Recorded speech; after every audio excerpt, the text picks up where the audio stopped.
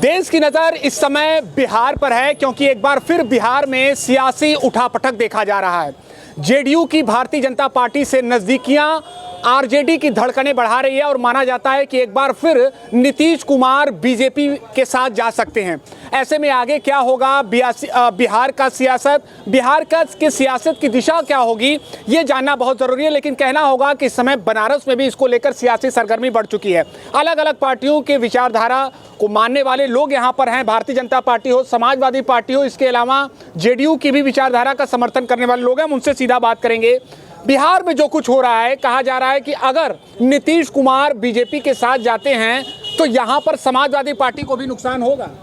देखिए, नीतीश कुमार के जाने न जाने से समाजवादी पार्टी का नुकसान नहीं होना है, क्योंकि समाजवादी पार्टी के राष्ट्रीय अध्यक्ष माननीय श्री अखिलेश यादव जी के अंदर आज का नौजवान, युवा, गरीब, छात्र, नौजवान, किसान एक उनको चेहरे, अपने मुख्यमंत्री के चेहरे के रूप में देख रहा है। और नीतीश कुमार के जाने आने से, और रही बात बिहार में, तो बिहार में समझ लीजिए सौदा हो रहा है। इसके पहले भी एक सौदा हुआ था, नीतीश कुमार और भारतीय जनता पार्टी का सौदा हुआ था। ये सौदा हो रहा है वहाँ। और एक चीज़ बता दें हम आपको, एक पुराने लोग कहावत कहें, विनाश काले विपरीत बुद्धि। जब इंसान का विनाश होना होता है तो उसकी दिशाएं विपरीत होने लगती हैं।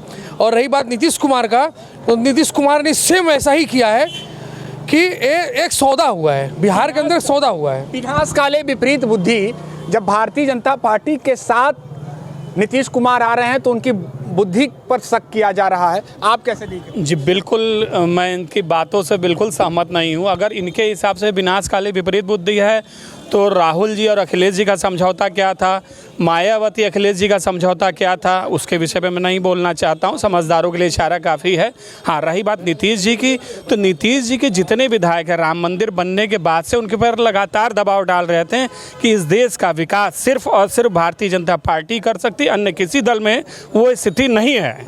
अनुज जी, भारतीय जनता पार्टी के नेता, अनुज जी, एक बात नहीं समझ में आ रही है। सीधे सीधे कहा गया था कि नीतीश कुमार के लिए भारतीय जनता पार्टी के दरवाजे बंद हैं, तब दरवाजे कैसे खुल रहे हैं अब ये किसने कहा था, ये सवाल तो उससे वाजिब बनता है। लेकिन अगर जहाँ तक बात कही जा रही है कि विनाश काले विपरीत बुद्धि, तो कोई अपने चाचा को ढकेल कर, पिता को ढकेल करके राजगद्दी हथियाता है तो उसकी बुद्धि कैसी रही होगी। और कैसे समाजवादी पार्टी की कार्यालय का कब्जा किया जा रहा था लखनऊ में, तो वो बुद्धि कैसी रही होगी।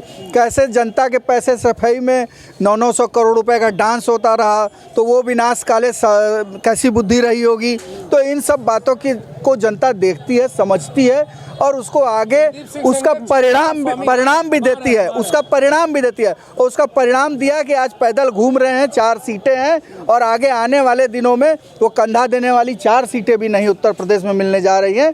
आगे जनता बता देगी। लोकसभा चुनाव के लिए हम उत्तर प्रदेश की सियासत पर बात करेंगे। अंतिम कमेंट हम आपसे बिहार पर ले रहे हैं। बिहार में जो कुछ हो रहा है आप देख रहे हैं, नीतीश कुमार सीधे सीधे नजदीक नजर आ रहे हैं भारतीय जनता पार्टी के। क्या लगता है आपको, इससे उत्तर प्रदेश पर क्या असर पड़ेगा या बिहार पर भी क्या?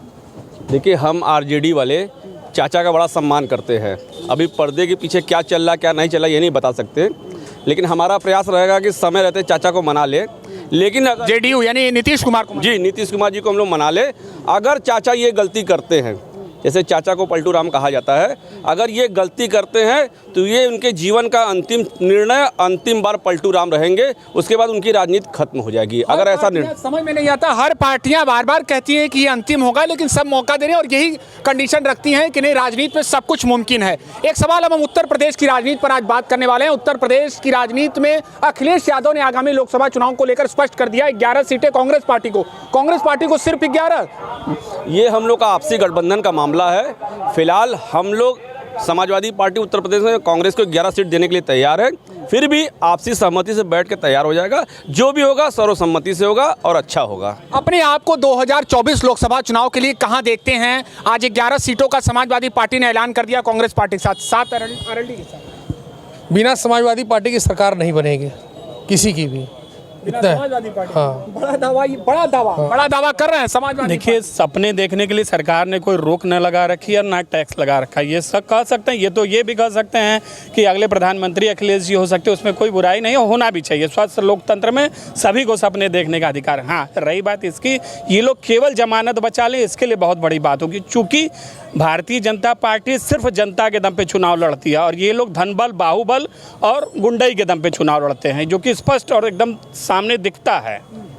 देखिए, धनबल बाहुबल की बात की आपने, कहा यह भी गया था कि बिहार के नीतीश कुमार के लिए अब भारतीय जनता पार्टी के दरवाजे बंद हो गए। राजनीति में देखिए समय के अनुसार यह होता है कि भारतीय जनता पार्टी किसी को भी अपने दल में लेती है तो अपनी नीतियों के कारण, अगर वो हमारे विचारों से सहमत अगर होते हैं हमारे विचारों से, तो वो आ सकते हैं, अन्यथा उनके लिए दरवाजे कभी ना खुलते। चूँकि इसके पूर्व में भी जिन विधायकों को या अन्य दलों को लिया गया अपनी शर्तों पे लिया, शर्त इन द सेंस कि अपने विचारों से मिलते हुए। अगर आप राष्ट्रहित की बात करते हैं तो जरूर 1 महीने पहले विचार नहीं मिल रहे थे, सवाल यही तो है। संभव उस समय देखिए ऐसा है ना, किसी चीज़ों पे अगर आप हमारे साथ सहमत नहीं है, राष्ट्रहित की बातों पे अगर आप हमारे साथ सहमत नहीं, तो आपके साथ हमारा कभी भी आप कैसे देखते हैं, आपको क्या लग रहा है बिहार की राजनीति की दिशा अब क्या तय होगी? अंतिम जब चुनाव का समय के लिए शेष 40 से 45 दिन रह चुके हैं, तब उस समय निर्णय लिया गया नीतीश कुमार की तरफ से कि अब भारतीय जनता पार्टी के साथ जाएंगे। बिहार की राजनीति भी कमोबेशी अब हरियाणा की तरह हो गई है। जैसे एक टाइम में भजन लाल जी थे,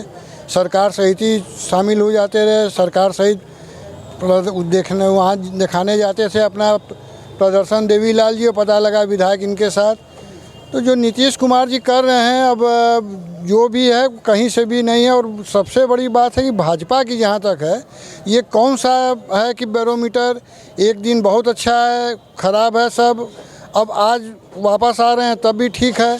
तो सिद्धांत और नीति की तो कोई बात है नहीं। और नीतीश जी जहाँ तक है वो अब अपनी विश्वसनीयता पूरी तरह से खो चुके हैं। और एक जो उन्होंने ही पहल की थी भाजपा के उसमें पूरे राष्ट्रीय स्तर पर, अब वो खुद ही पाला छोड़ के हट रहे हैं। चलिए अनूप भैया, ये बताइए, बात हो रही थी अभी, आपको क्या आ रहे हैं हम अभी आपके पास, आपको क्या लगता है, आपकी तैयारियां 2024 लोकसभा चुनाव को लेकर बेहतर थी, लेकिन फिर भी नीतीश कुमार को ले आना क्या मजबूरी था बिहार में कि कोई बड़ा नेता नहीं है भारतीय जनता पार्टी? नहीं, ऐसी बात नहीं है। हम अगर वो छोड़ के गए तब भी हम खुश थे, अगर वो आते हैं, हमारा नारा ही है सबका साथ सबका विकास। अगर हम अपने देश में हमने दिखाया है कि हमारी पूर्ण बहुमत की सरकार चलाने लायक सीटें होते हुए भी हमने अब चाहे अपना दल हो चाहे अकाली दल हो, सबको साथ लिया था। हमारे लिए कोई आवश्यक नहीं था कि हमारे सरकार बनाने के लिए पूर्ण पर्याप्त संख्या थी, फिर भी हमने उनको लिया हुआ था, छोटे छोटे दलों को लिया हुआ था, उनको जिम्मेदारी भी दी गई केंद्र सरकार में। तो ये हमसे कहना कि हम अपनी ज़रूरत के लिए ले रहे हैं, अगर मेरे पास पूर्ण बहुमत की संख्या है तो हम ले रहे हैं, तो इसमें हमारी ज़रूरत कहाँ पड़ती है? हमें उनकी ज़रूरत नहीं है, उनको हमारी ज़रूरत हो सकती है। हमारी सरकार केंद्र सरकार में है, हमने क्यों अकाली दल को रखा था, क्यों अपना दल को आज भी रखा हुआ है? ये जाते हैं जब 3-13 जोड़ने हैं 3 जगह की लकड़ी, क्योंकि कुर्सी टिकेगी नहीं 4 पाए के बिना, तो फिर चाचा को भगाते हैं, चाचा को लाते हैं, पिता से माइक छीनते हैं मंच पर। ये तो जनता के बीच में दिखाया है मीडिया ने ना, ये तो सार्वजनिक जीवन में लोगों ने देखा है इनकी पार्टी के चरित्र को। तो इसलिए ये कहना कि हमारी आवश्यकता है, उनको हमारी आवश्यकता हो, तो हमने देश के लिए सबका साथ सबका विकास का नारा दिया है। अगर देश के विकास के लिए कोई हमारे साथ चलने को तैयार होता है तो भारतीय जनता पार्टी उसका स्वागत करती है। उसका स्वागत करती है। आप कुछ कहना चाह रहे थे, जल्दी से अपनी बात खत्म करिए। देखिए, ऐसा ये तमाम सफाई देते हैं, सिंपल सी बात, अगर ये कुछ करे तो रासलीला, हम करें तो छेड़खानी, ठीक है। और किसी भी विचारधारा का समर्थक या विरोधी होने के लिए सबसे पहले मेरा पेट बड़ा होना चाहिए। तो ये मूल मुद्दों की बात नहीं करते, ये है वो है, ऐसे वैसे पुरानी बात करते हैं। भाई हमने यही कहा ना कि जब हमारे पास सीटें पर्याप्त है लोकसभा में, हमारी सरकार को कोई खतरा नहीं है, तब भी अगर वो हमारे साथ कोई जुड़ता है, समाजवादी पार्टी को भी बोलने का मौका दीजिए। समाजवादी पार्टी तो एक लकड़ी जोड़ती है ना कि अरे चाचा को बुला लो, अब तो चुनाव 4 पर हम आ गए, 4 पहिए पर आ गए हैं। देखिए, अभी तक कांग्रेस पार्टी का, आप इसका जवाब दीजिए, कांग्रेस पार्टी की तरफ से अभी स्पष्ट नहीं किया गया है कि आपके साथ लोकसभा चुनाव में उत्तर प्रदेश। पहले इनकी बात को हम रखते हैं, कांग्रेस की बात रखते हैं। हिंदुस्तान का सबसे बड़ा व्यापारिक सौदागर भारतीय जनता पार्टी है। महाराष्ट्र में आप स्थिति देख लीजिए, बिहार में भी स्थिति सिर्फ इनका काम है विधायकों को तोड़ना, सरकार को गिराना, अपनी सरकार को बनाना। ये सौदेबाजी होती है, किसके लिए होती है? सुनिए, एक कह रहे सबका साथ सबका विकास, सबका साथ जरूर लेते हैं, भ्रम फैलाकर। अब विकास किसका करते हैं? अंडानी अंबानी इन लोगों का विकास बताइए। ऑस्ट्रेलिया में जो होटल अखिलेश यादव का बना हुआ है वो उस समाजवादी पार्टी का विकास है और जनता का विकास है। जहाँ व्हाइट हाउस बना हुआ है वो जनता का उत्तर सवाल एक इनका जवाब था। भाई में नाच होता है जनता के पैसे से। आज तो नहीं होता, जब तक जनता का पैसा मिलता था होता था। जनता पार्टी के रिश्तेदार संदीप एक सवाल बताइए। संघ भाजपा के रिश्तेदार एक सवाल है, हमारा सवाल है, रुक जाइए। एक सवाल है, इनका कहना है, रुक जाइए अनूप जी रुक जाइए। इनका सवाल, इनका कहना यह है कि हमारे पास पूरी बहुमत है, हमारे पास मैंडेट है, फिर भी हम बड़प्पन दिखाए सबको छोटी छोटी पार्टी। अच्छा एक चीज, जिसके साथ अडवाणी हो, जिसके साथ हमारे पूरे देश को जो खा रहा है उसको तो बहुमत रहेगा ही। बिहार की सरकार गिरा दिया, महाराष्ट्र की सरकार गिरा दिया, देश की जनता है,